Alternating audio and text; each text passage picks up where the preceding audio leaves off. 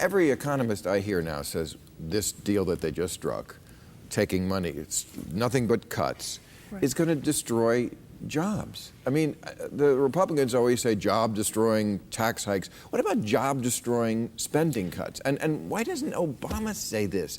What is wrong with this Bill, man? he did not own this decision in the first place. He outsourced this to Congress. He even said the other day, kidding around, I guess the shovel-ready jobs are not there. There was no multiplier effect on this stimulus package. It was just transfer a lot of it down to state governments to pay teachers and other state employees that didn't quickly, Steve.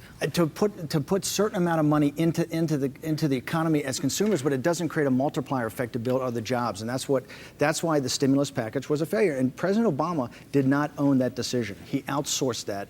The due diligence was not there on top of this of where this money was going to go, how it was going to be a multiplier effect, and how it was going to help rebuild our economy. Do you think people on the left, Joan, are having a buyer's remorse about the president? I mean, I like him. We all like him. We all rooted for him and are still rooting for him.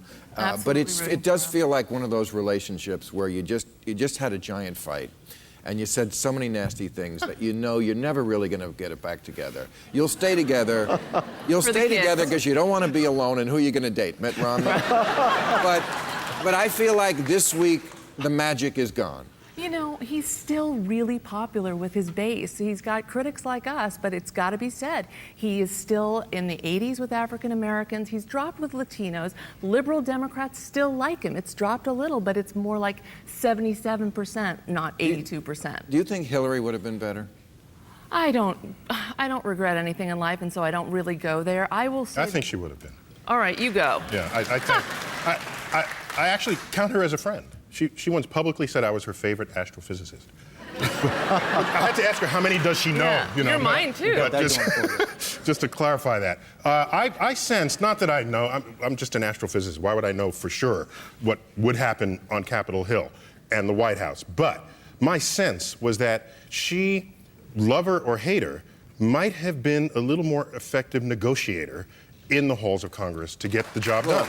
That was my sense. Because there's Obama saying, kumbaya, right. And that works, in the field, but when the rubber hits the road, somebody's got to cut a deal behind a closed door. And they want to chop his hand off. And that's how the country works. Having lived through B.J. Dizzy Dress and impeachment and all of that, she would never have thought, like Obama seems to think, that he can win them over, negotiate with them. She would have known, she knows how to deal with difficult men.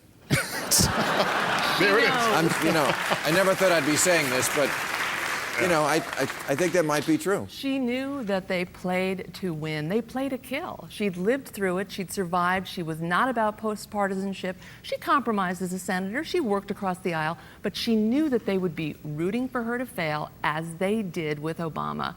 The head of the Republican Party, Rush Limbaugh, came out before the inauguration and said, I root for him to fail, and I'm also not going to bend over backwards and grab my ankles and other kind of weird sexual stuff. But he can't, actually. Well, there is that. Biophysiologically. Thank you, doctor.